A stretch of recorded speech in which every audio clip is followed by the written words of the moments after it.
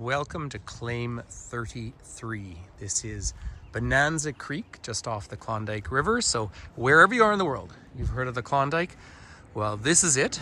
This is actually a tributary of the Klondike. People are mining and working to this day. Now, the original site, the original discovery claim, is just a few kilometers away. These are all mining vehicles going by.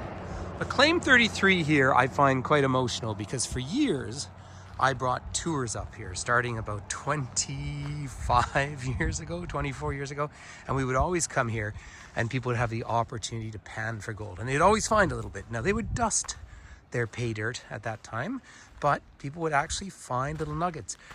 And they have a sign up in the window that on July 1st, 2022, which of course was still during the closure of the territory during the pandemic, they closed down. They've left everything here to visit, which is just fantastic of the people. Now, I remember a couple who were originally Danish who owned it, but then someone else purchased it. The last time I was here was 2006, so I was excited to come back, and I'm very sad to see that it's closed. When you come down this stream, I guess we're going up the stream, you see it over 126 years of heavy mining through here, that they've turned over most of the river, yet people are still working. It means they're still finding gold. But you step back and you think about the amount of equipment up here. I mean, sitting right down through the claims, you see the old diggers still in use, the vehicles, I mean, millions of dollars of equipment. Let me just stress how isolated we are. We are 600 kilometers north of Whitehorse, what is now the capital of Yukon. And then you're still nearly 200 kilometers north of Skagway, Alaska. That's how you would get here. You would take a boat up to Skagway, and then you took the train to Whitehorse, and then you would take paddle wheelers to get up here to Dawson. Klondike Highway starts functioning in 1978. People were mining here. There were 30,000 people living in Dawson City in 1898. And so much of this equipment that would have been brought in or fixed up or worked on would have been worked on and fixed up by people who really had very little formal education. I mean, it's incredible to think about. And building these houses, we are about 200 kilometers, about 150 miles from the Arctic Circle here. So this is exactly mid-May right now. There's about 3 hours of twilight. Otherwise, it is daytime. The sun sort of circles around overhead, but you will still see there's still ice out in the ponds. The birds are everywhere singing, because spring has sprung absolutely out here. And it's not that we want to turn the whole world over like this. Of course not. But you will see in amongst the old mining areas that the trees are coming out and the ground recovers. So, you know, I certainly wouldn't like to see the whole world turned over, but we are so isolated up here.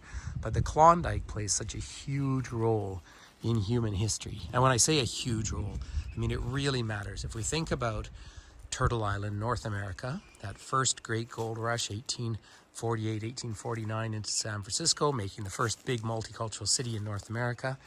And then you find the gold rushes up at Fisherville, which is not very well known, although I do have a video about it. And then Barkerville up in central British Columbia, 1860s, well, I guess 1858 on the Fraser River. And then, of course, this great stampede when they find gold up here in 1896, but you couldn't get in till the next year.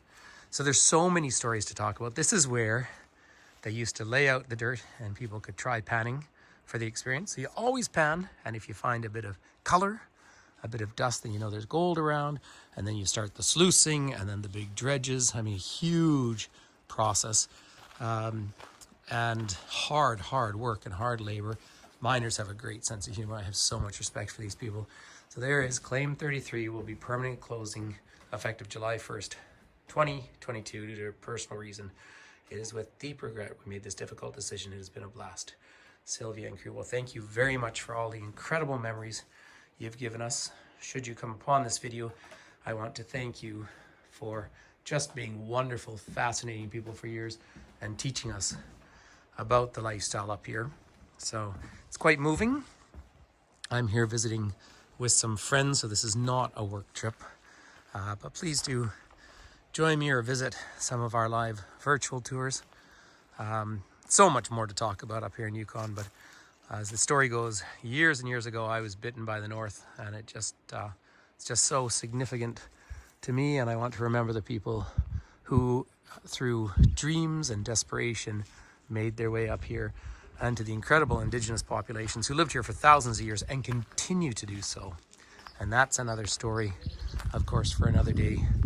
But just let it sort of sink in just how isolated we are up here. So from Claim 33, thank you for enjoying this little video, and keep in touch. Thank you for also subscribing and supporting To Me Travel, because it's an effort to come up to these places, but I love to do so and to share it.